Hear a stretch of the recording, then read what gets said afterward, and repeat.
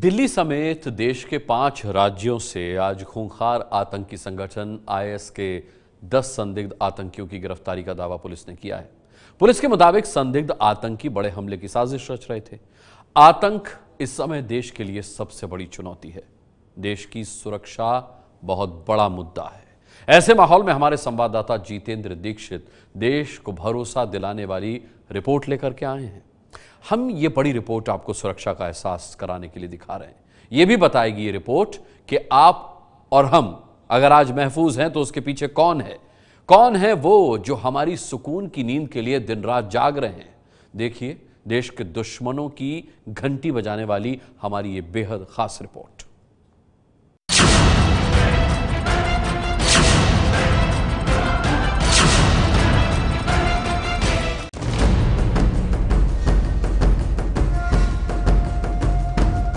यहां आसमान से दुश्मन की तरह बरसती है आग।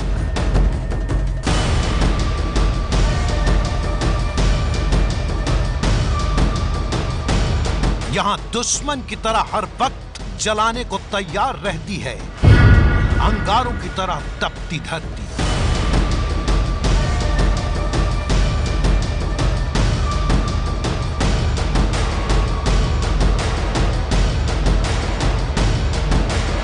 यहां दूर दूर तक फैली बंजर जमीन और नमकीन हवाएं दुश्मन की तरह अचानक वार करती हैं।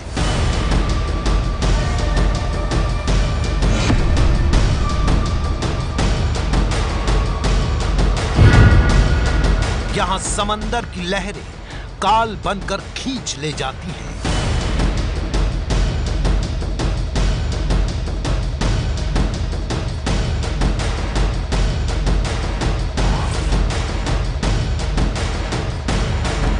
यहां दलदल भी छिपा हुआ दुश्मन है जो कब लील जाए कोई नहीं जानता।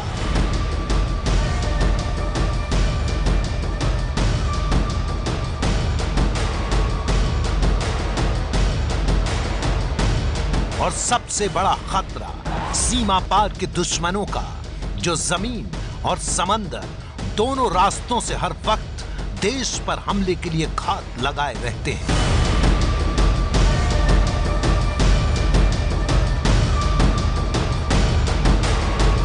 ऐसे ही खतरों और दुश्मनों से भरे इलाके में आज आपको ले जा रहा है एबीपी न्यूज।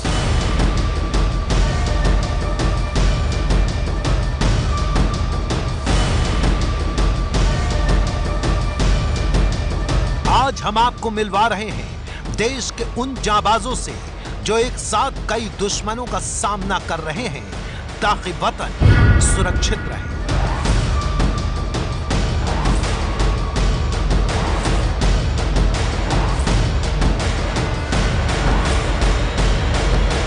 आपको मिलवा रहे हैं उन बहादुर जवानों से जो कुदरती दुश्मनों की घंटी बजा रहे हैं ताकि आप सुकून से रहें।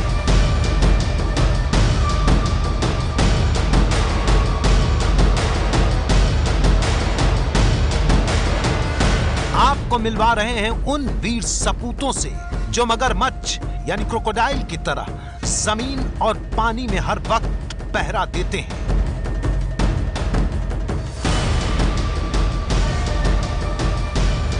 क्रोकोडाइल की तरह ही अपने दुश्मन को ये बचने का जरा सा भी मौका नहीं देते और ये तैयार है पाकिस्तानी दुश्मनों की घंटी बजाने के लिए।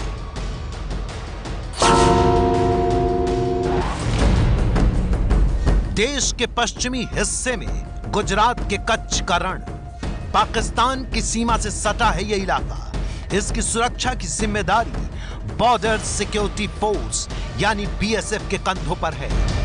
इस बेहद खतरनाक इलाके में बीएसएफ ने पहरेदारी के लिए अलग अलग दस्ते बना रखे हैं, लेकिन सबसे बड़ी जिम्मेदारी जिसके कंधों पर है वो है क्रोकोडाइल कमांडो। बताइए कार्रवाई में किसी को शक?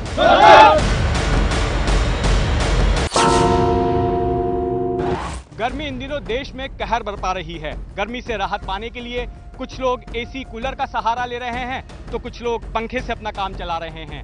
लेकिन ऐसे कड़े मौसम में भी हमारे ही बीच से निकले चंद नागरिक ऐसे भी हैं जो कि गर्मी को गले लगाते हुए अपना फर्ज अदा कर रहे हैं, हमारी और आपकी हिफाजत का फर्ज। हम ऐसे ही लोगों के बीच आए हैं कुछ वक्त बिताने के लिए और ये महसूस करने के लिए कि जब सूरज आग बरसा रहा हो और जब धरती तप रही हो तो वो कौन सा ऐसा जज्बा है जो कि इनकी हिम्मत को बरकरार रखता है।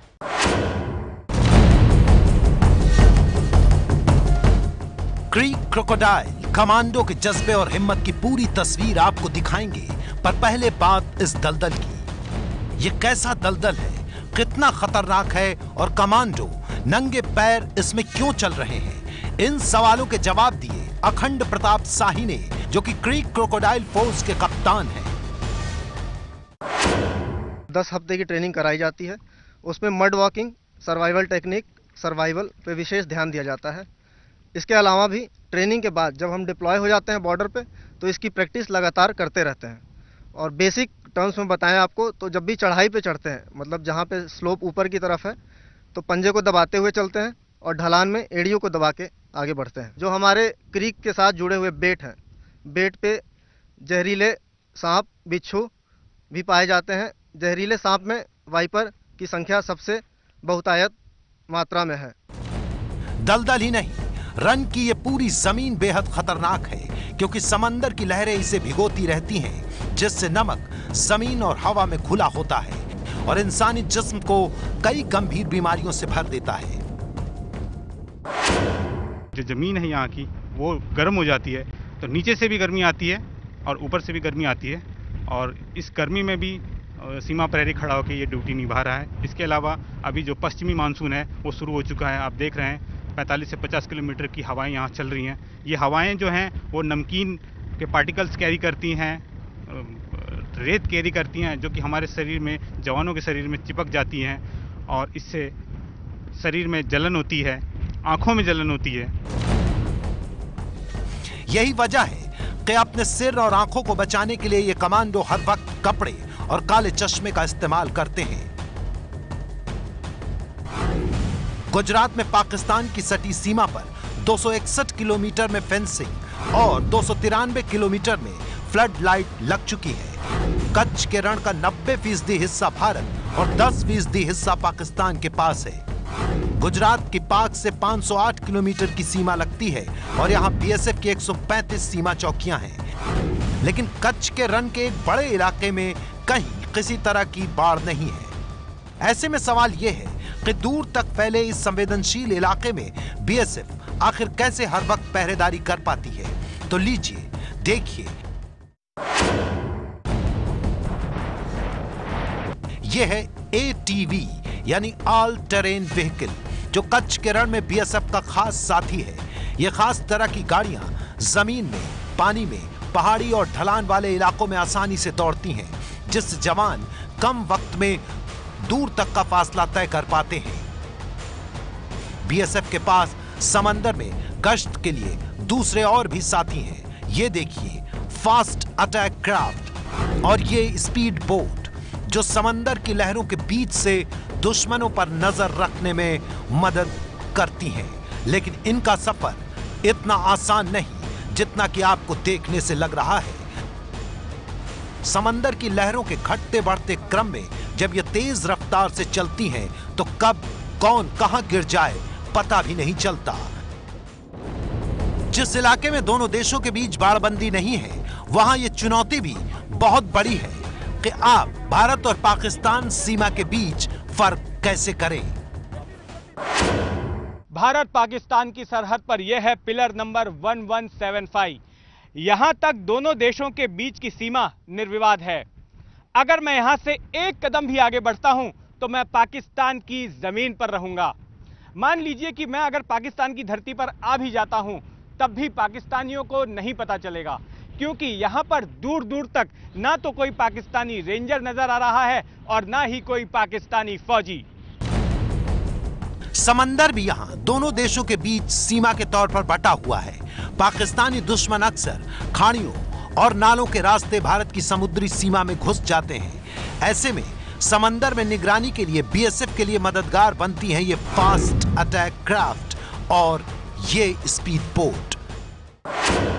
पानी का जो टर्बुलेंस होता है, जो लहरें होती हैं, जो अप एंड डाउन्स होते हैं, उसको रोलिंग एंड पिचिंग कहते हैं। और इस सिचुएशन में जबकि बोट के ऊपर एक सिंगल आदमी को खड़े हो पाना मुश्किल होता है, उस सिचुएशन में भी जो हमारे जवान होते हैं, जो क्रीक क्रोकोडाइल्स हैं, वो न सिर्फ अपने आप को बैलेंस करके रखते हैं बल्कि एरिया को भी डोमिनेट करते हैं। ये सबसे बड़ी चुनौती होती है उनके सामने।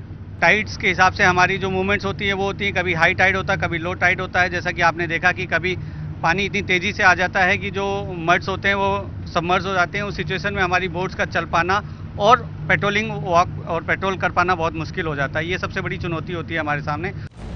दुश्मन चाहे सीमा पार का हो या फिर कुदरती, बीएसएफ और उसकी क्रीक क्रोकोडाइल फोर्स हर वक्त चौकन्नी रहती है। कच्छ का रण फिलहाल बेहद गर्म है और अप्रैल मई महीने में तो तापमान यहाँ 50 डिग्री तक पहुंच जाता है। मैं इस वक्त गुजरात के सियाचिन में हूं। जी हां, सियाचिन। कुछ लोगों को कच्छ के रण की तुलना दुनिया के सबसे ऊंचे मैदान जंग सियाचिन से करना अजीब लग सकता है, लेकिन यह तुलना इसलिए क्योंकि इन दोनों ही ठिकानों पर मौसम की इंतहा होती है। जहां एक और सियाचिन में असहनीय ठंड होती है तो वहीं कच्छ में असहनीय गर्मी। भीषण गर्मी में गश्त लगाते जवानों को बार बार पानी पीना पड़ता है क्योंकि शरीर का पानी नमकीन हवा और तापमान तेजी से उड़ाते हैं। ऐसे में आपके मन में सवाल होगा कि समुद्र से घिरे इस इलाके में सैनिकों के पीने के लिए मीठा पानी कैसे आता होगा? तो इसका जवाब भी आपको हैरान कर देगा।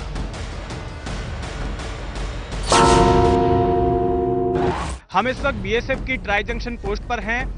यहाँ से ही हरामी नाला 3 अलग अलग दिशाओं में बट जाता है और यहाँ पर ना तो बिजली की व्यवस्था है ना खाने पीने की, और खाने पीने का सामान यहाँ पर ऑल टेरेन व्हीकल या फिर बोट्स के जरिए लाया जाता है। मेरे हाथ में पानी का जो ग्लास आप देख रहे हैं, इसमें समुद्र का पानी भरा हुआ है। आप सोच सकते हैं कि समुद्र का पानी पिया कैसे जा सकता है, तो इसका जवाब है ये फिल्टरिंग मशीन। ये मशीन समुद्र के खारे पानी को पीने लायक बनाती है और इसी से यहाँ मौजूद सिपाहियों का काम चलता है। दिन में एक बार चार्ज करते हैं इसमें, जिसमें इससे पानी से भर दिया जाता है। इसके सारे चैनलों में पानी आ जाता है, जिसके बाद जब धूप निकलती है ये रिफ्लेक्टर की मदद से ये पानी जो है इसको हीट करते हैं और ये पानी है वो वेपर में, भाप में कन्वर्ट होता है और उस वेपर को हम लोग कलेक्ट करते हैं और उसे हम पीने के लिए यूज़ करते हैं। 24 घंटे में इसकी कैपेसिटी है वो 10 से 12 लीटर एक प्लांट की। पानी कैसे मिलता है ये तो पता चल गया, पर खाने का इंतजाम कैसे किया जाता है? नमक की जमीन पर खाना सुरक्षित कैसे रहता है? खाना हम लोग यहाँ पे तीनों टाइम ब्रेकफास्ट, लंच और डिनर हम वहाँ अपनी BOP 1175 से यहाँ पे बोट के जरिए या ATV के जरिए ही भेजते हैं। ऐसे में सवाल ये भी है कि अगर यहाँ सब कुछ इतना मुश्किल है तो फिर ऐसी क्या बात है जो इन्हें इस दलदल में मजबूती से खड़ा रखती है? इस जज्बे और शौर्य की और कहानियां दिखाएंगे आपको, ताकि आपको पता रहे कि आप किसके हाथों में कितने महफूज हैं। गुजरात में कच्छ के रण से घंटी बजाओ के लिए कैमरामैन सचिन शिंदे के साथ संवाददाता जितेंद्र दीक्षित की रिपोर्ट।